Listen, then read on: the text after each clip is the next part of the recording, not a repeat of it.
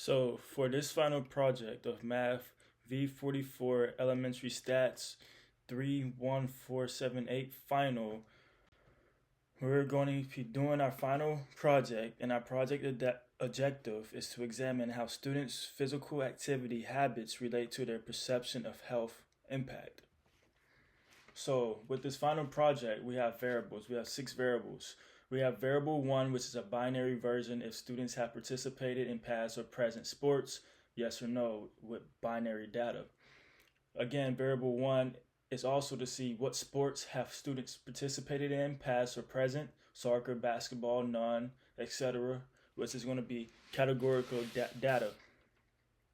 Variable 2, what is the preferred type of physical activity? Weightlifting, running, team sport, yoga, none.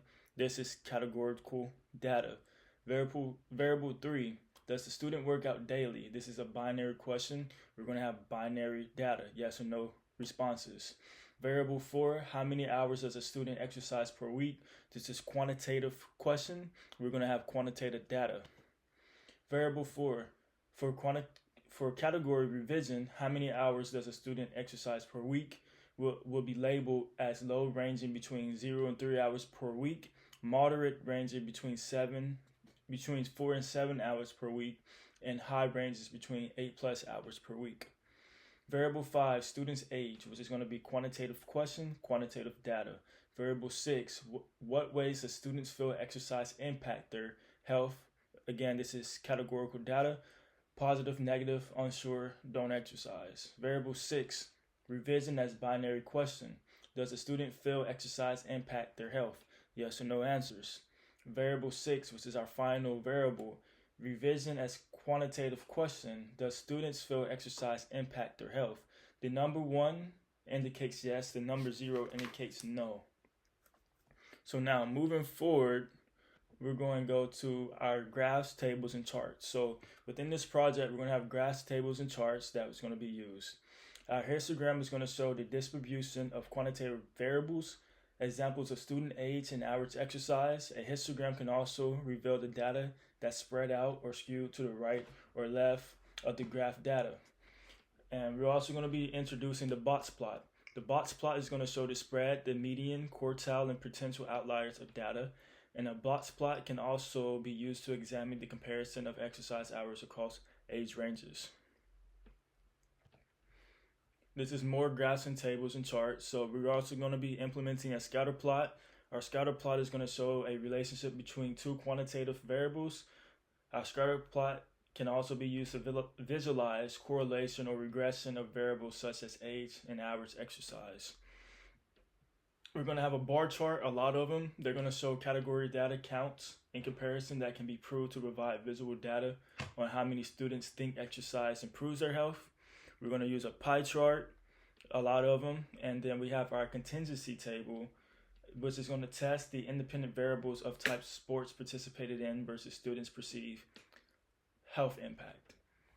We're going to have our regression line scatter plot, which is going to show the line best fit in a linear regression, and it's going to test correlation between age and exercise of health impact. And we're going to use the square testing, which can be used for categorical data versus categorical data. All right, now we're going to be moving on to our confidence intervals. We're going to use a confidence interval to estimate the average hours students exercise per week.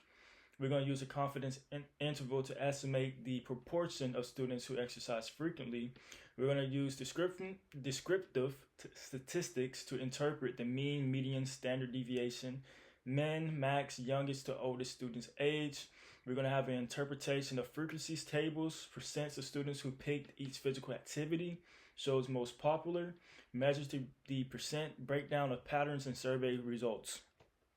So this is going to be our bar graph. This bar graph is going to show have students participated in any sports with yes or no responses. With this, you can see that majority of students answered yes, they have participated in sports, which a frequency is a little bit above 70. And we can see that students answered no, they have not played a sport, and it's a little bit under 20. Ultimately, our conclusion is around 77.78% of students have played a sport, And again, this is binary yes or no questions, and this is our chart. Moving forward, we have this pie chart. So this pie chart is another version to answer the question, or another visual to answer the questions, what sports have students participated in? So none is going to be our largest category of students who answered have they participated in any sports or what sports they have played in. And you see the second most largest answer is going to be soccer and then football. So as you can see, our second largest data survey response is soccer as one of the most played sports by students. And if we move over, we have 17 students that answered yes, they played soccer, which comes out to 18.89%. And then non-19 students said they did not play a sport, which is 21.11%. So moving forward, we have what sports have students participated in. This again is a bar graph, and this bar graph is going to tell us the same thing as a pie chart, but our pie chart is going to give us the percentage, a better visual interpretation of data, whereas the bar graph is going to give us a better visual of different categories comparing frequencies. So you can see our largest category answered when asked have students participated in sports or what sports students have participated in. It's going to be none. And then we have soccer in second place, and we have football in third place.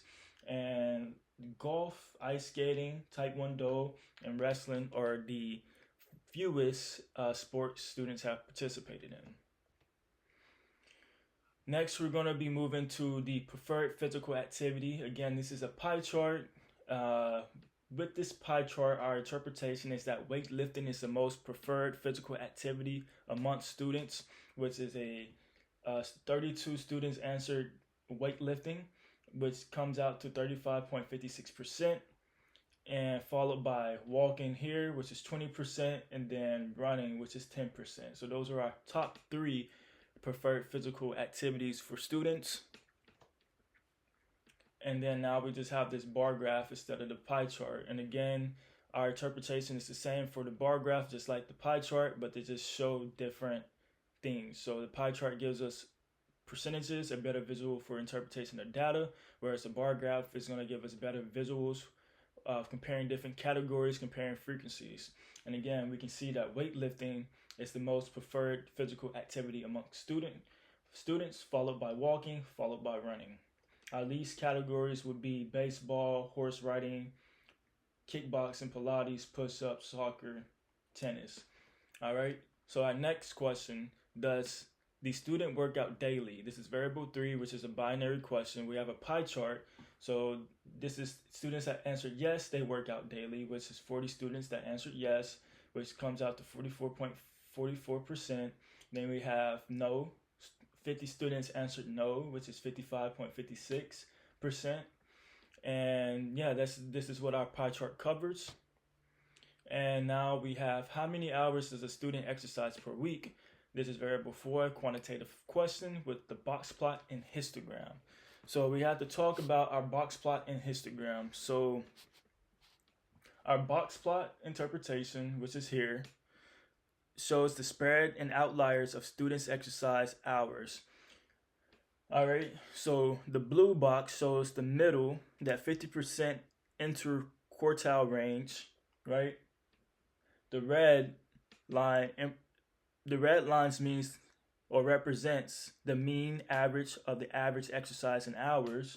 So this red line here represents the mean exercise in hours. And again, the blue box shows the middle 50% interquartile range.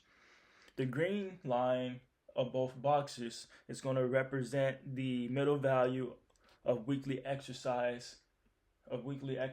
So we can see that that's a little bit above 5 for this box. That for students that answered no, the students work out daily. And then this is like a little bit under 10 for students that answered yes if they work out daily.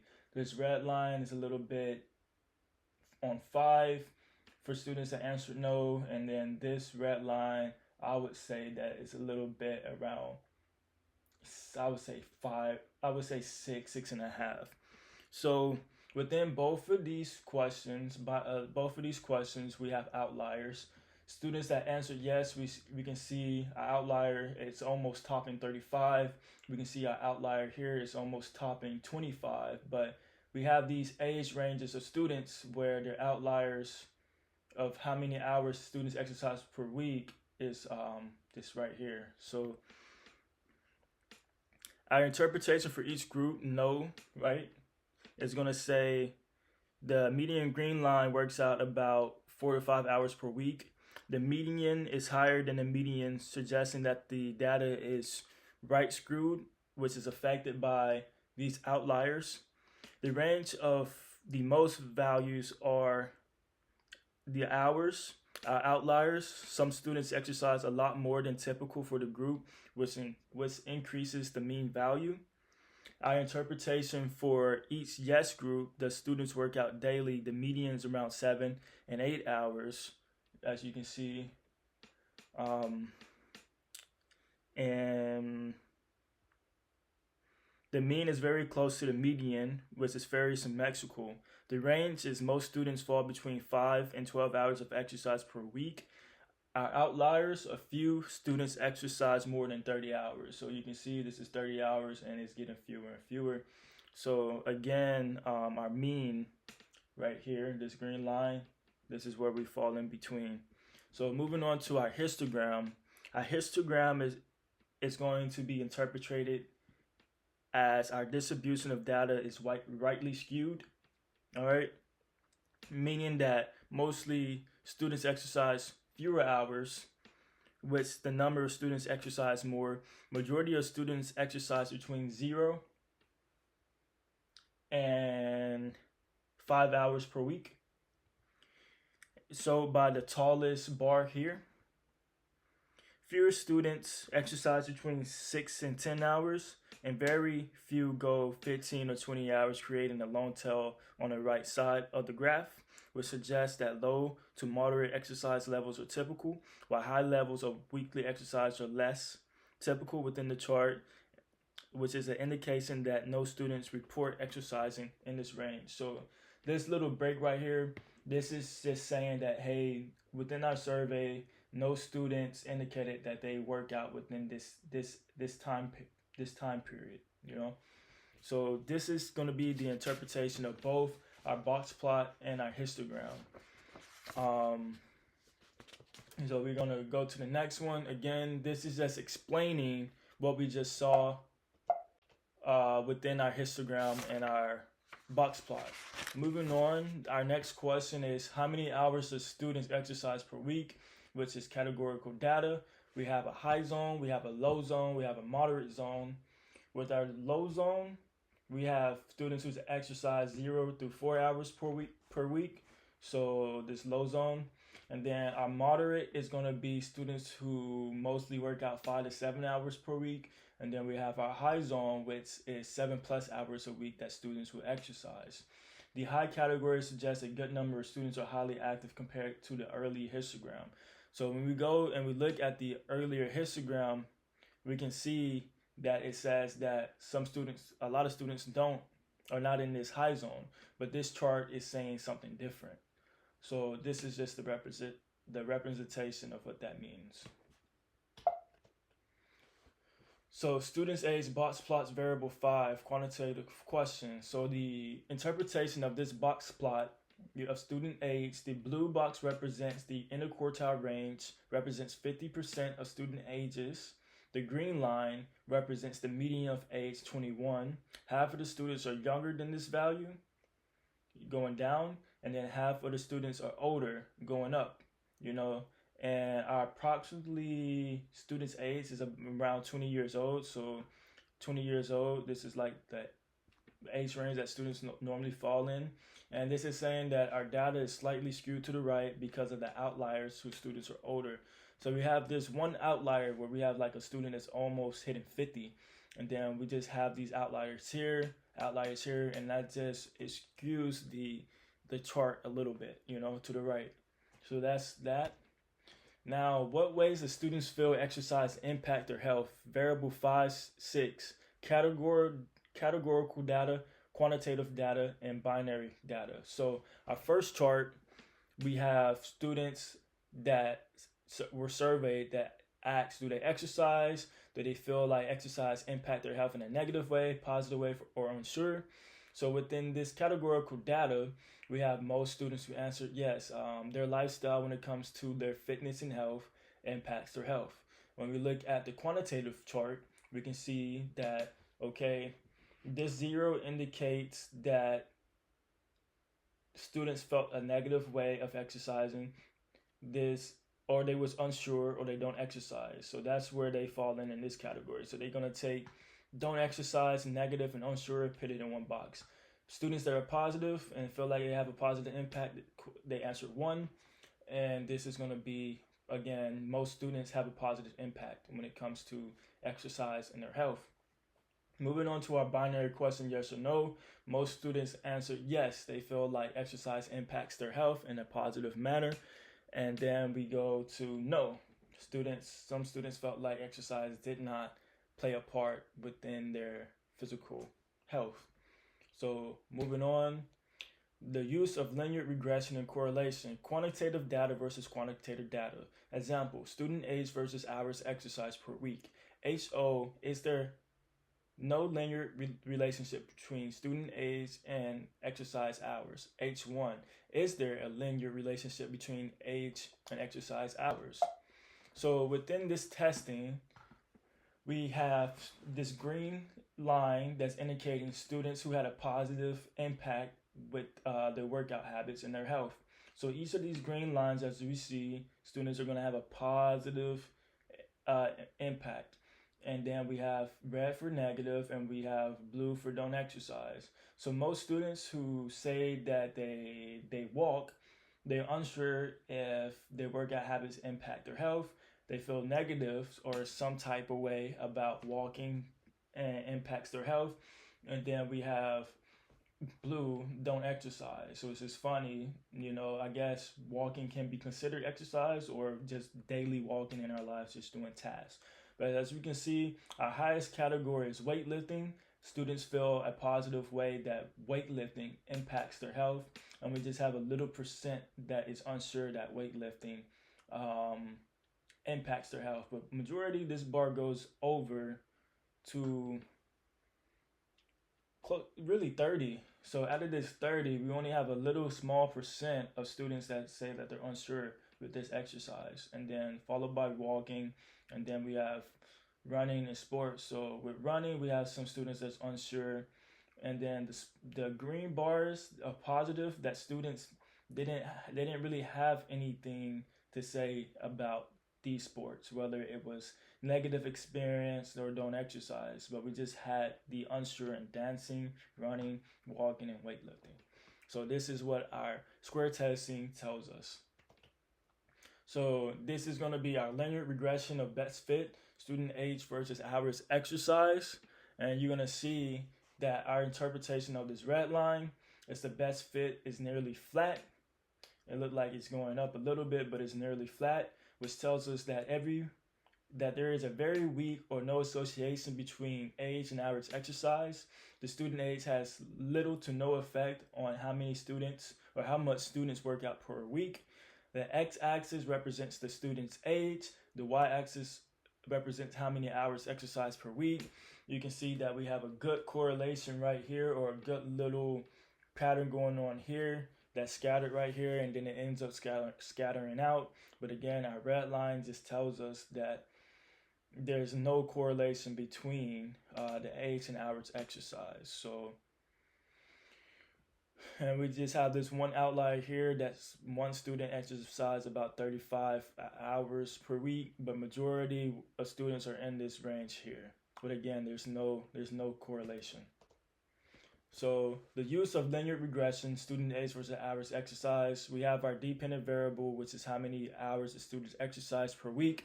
We have our independent variable, the student's age, how many hours the students exercise per week. Our sample size is 90, which is students surveyed, was 90. We have our R value, which is our correlation coefficient. And then we have our intercept, and we have our slope. So based on these regression results, the p-value is 0.9543, which is much greater than 0.05 significant level. Therefore, we're going to fail to reject the null hypothesis that there are no statistical significant relationship between the student age and the number of hours they exercise. Our R value, which is our correlation coefficient, R tells us that we have 0.0061, which is the value that is close to zero, meaning that our correlation is extremely weak. And this also tells us that there's no relationship between student age and exercise habits. So our next thing up is our preferred physical activity versus perceived health impact. Our null hypothesis, HO, there is no association between preferred physical activity and perceived health impacts. Our alternative, H1, is that there is an association between preferred physical activity and perceived health impacts. Our variable tested is physical activity versus perceived health impact. We use the square testing or the square statistic 17.51. We have our degrees of freedom 17. We have our p-value that is 0.979. So our significant level is set at 0.05 and our p-value from the square testing is 0.9759. Our p-value is greater than 0.05, so our results are going to tell us that we are not statistically significant to one another, and results that we fail to reject the null hypothesis. There are no association between preferred physical activity and perceived health impact, and we do not have enough evidence to prove that our alternative hypothesis is true. So we now move to the confidence interval. So this column, we have how many hours of student exercise per week. We have our mean. First, we have our sample. Our sample, again, is 90. We have our mean. We have our standard deviation. But the two most important things are the columns highlighted, which is the mean and the standard error. Right? Again, we have our median, we have our range, we have our minimum, we have our max, first quartile, third quartile.